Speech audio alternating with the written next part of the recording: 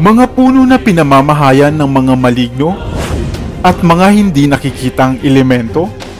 Nais mo bang malaman? Hello, what's up? Your best here.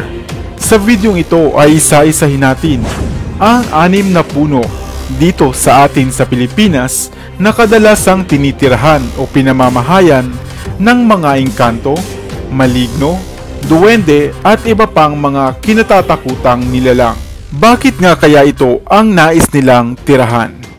Ang ating mundo ay nababalot ng maraming misteryo. Mayroong mga nilalang buhat sa ibang mundo. Mundo na hindi katulad ng kinalakihan natin. At pawang ang alam lang natin ay ang mga multo na dapat katakutan at ilagan. Dahil kapag nagpakita sila sa iyo, baka sinyalis ito ng kilabot at kamalasan. Kaya naman kung ikaw ay matatakutin, ang videong ito ay para sa iyo. Gumawa tayo ng listahan ng mga puno na kadalasang pinaninirahan o tinatahanan ng mga maligno upang sa susunod na makakita ka nito ay maiwasan mo na ito.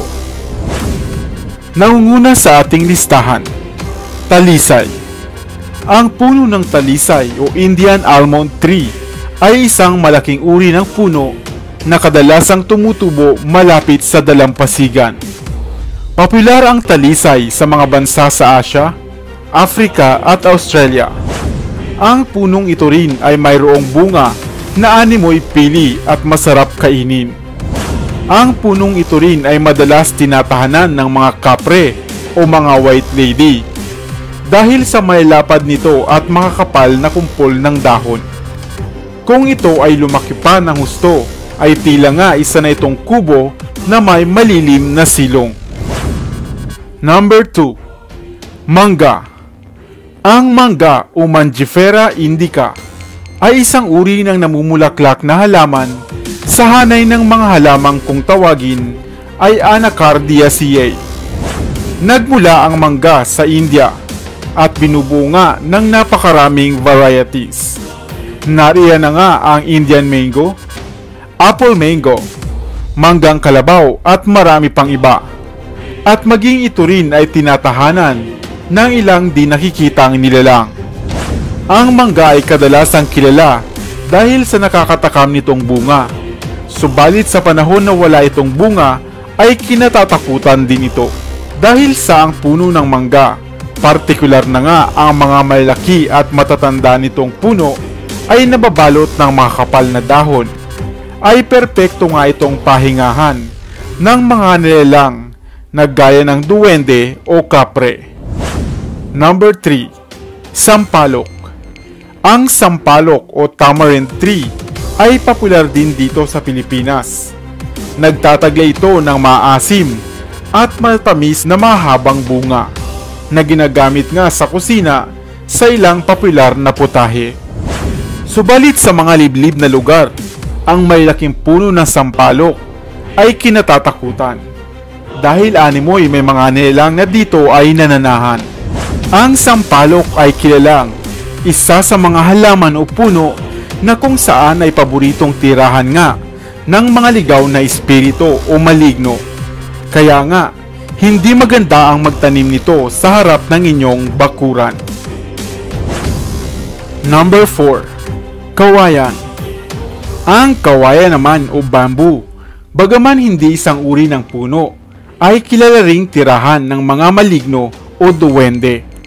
Sapagkat ito ay kumakapal ang sakop at dumarami ang puno habang tumatagal.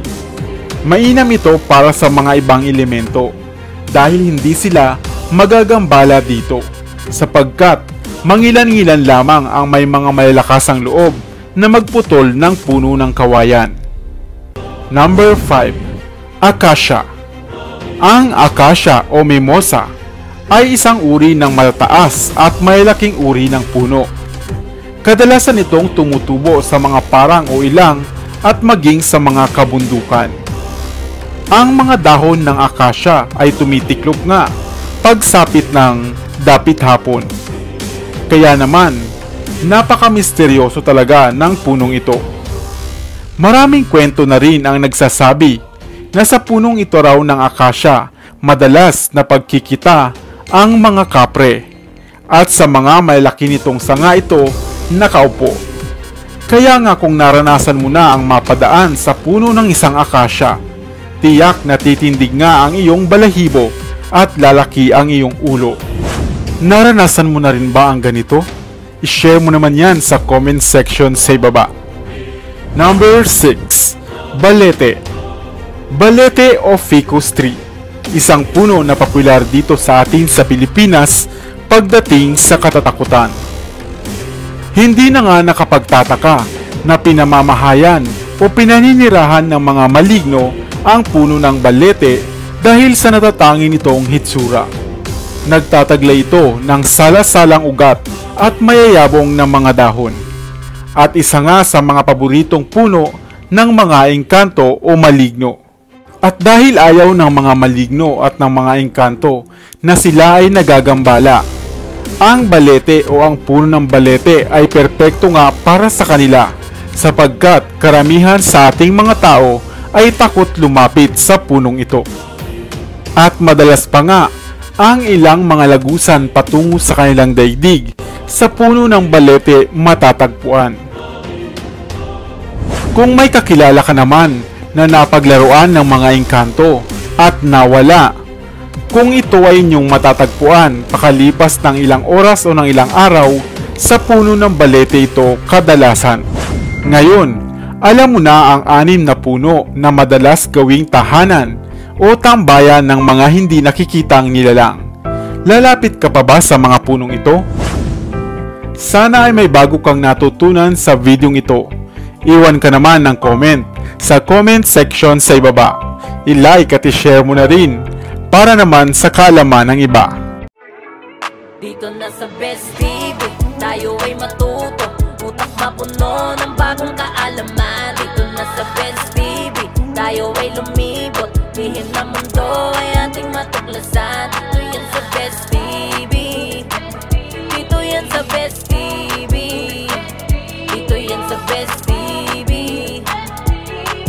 Sapagkat ang mga laki may alam. Dito yan sa Best TV. Tara bes, sabay-sabay tayo na matuto. Pagkat dito sa mundo lamang ang siyang marunong. Ating utak salina ng panibagong dunong. Mga bagay na sa buhay ay makakatulong.